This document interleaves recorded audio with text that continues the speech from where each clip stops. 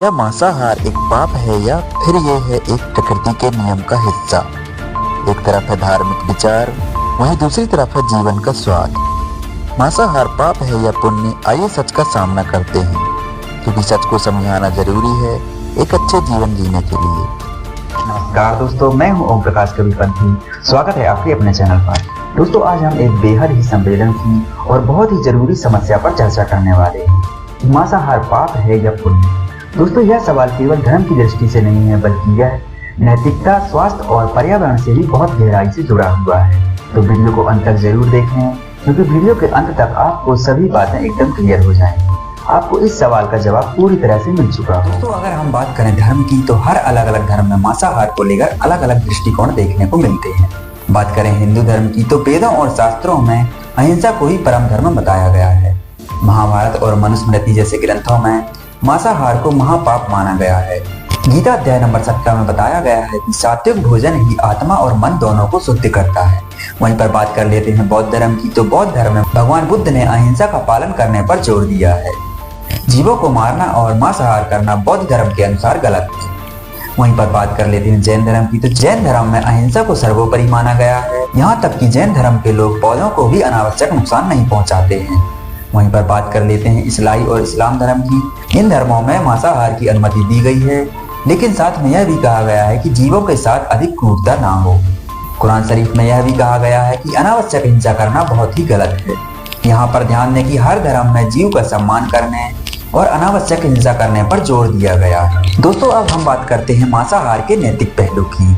क्या हमें अपने स्वाद और लालच के लिए निर्दोष जीवों को मारने का अधिकार है? क्या हमें जीने का अधिकार सिर्फ इसलिए मिला है कि हम किसी अन्य जीव का जीवन ही छीन लें? दोस्तों, महात्मा गांधी ने कहा था कि एक राष्ट्र की महानता और उसकी नैतिक प्रगति का अंदाजा इस बात से लगाया जा सकता है कि वह अपने जानवरों के साथ कैसा व्यवहार करता है। हर जीव को जीने का अधिकार प्राप्त है। मांसाहार न केवल एक जीव की हत्या है, बल्कि यह हमारी नैतिकता और दया भावना पर भी सवाल खड़ा करता है। वैसे वैज्ञानिक दृष्टिकोण से देखें तो हमारे दांत और पाचन तंत्र दोनों ही शाकाहारी भोजन के लिए ही बने हैं। मांस खाने से शरीर में अधिक टॉक्सिन्स बनते हैं, जो आगे चलकर कई गंभीर बीमारियों का कारण बनते हैं। दोस्तों, मांसाहार न केवल हमारी आत्मा और नैतिकता पर प्रभाव डालता है, बल्कि यह हमारे स्वास्थ्य और पर्यावरण पर भी भारी प्रभाव डालता है। मांस उत्पादन में भारी मात्रा में पानी और भूमि की दोनों की खपत होती है। पशुपालन से ग्रीन हाउस जैसी गैसें उत्सर्जित होती हैं, जो जलवायु परिवर्तन का कारण बनती हैं। मांस प्रोटीन का एक अच्छा स्रोत है, लेकिन इसका अत्यधिक सेवन हमारी कई गंभीर बीमारियां जैसे मोटापा, कैंसर और हृदय रोग जैसी बड़ी बड़ी समस्याओं को जन्म देता है। मांसाहार से हृदय रोग, मोटापा और कैंसर जैसी गंभीर बीमारियों का खतरा बहुत ज्यादा बढ़ जाता है। शाकाहारी भोजन अधिक पौष्टिक होता है, जो शरीर को हल्का रखने में और शरीर को हेल्थी रखने में मदद करता है। तो क्या हमारे स्वाद के लिए पर्यावरण और स्वास्थ्य की बलि देना? दोस्तों, अब हम बात करने वाले हैं मांसाहार के पक्ष में दिए जाने वाले तर्कों की। कई लोग मानते हैं कि मांस में अधिक प्रोटीन और कई अन्य पोषक तत्व प्राप्त होते हैं। हालांकि वैज्ञानिकों ने बताया है कि शाकाहारी भोजन से भी सभी पोषक तत्व प्राप्त किए जा सकते हैं। कुछ लोग कहते हैं कि मनुष्य स्वभाव से ही सर्वाहारी है, लेकिन ध्यान दें कि हमारे दांत और पाचन तंत्र दोनों ही अधिकतर शाकाहारी भोजन के लिए ही अनुकूल हैं। कई संस्कृतियों में मांसाहार को सामान्य माना गया है, लेकिन क्या परंपरा के नाम पर जीव हत्या उचित है?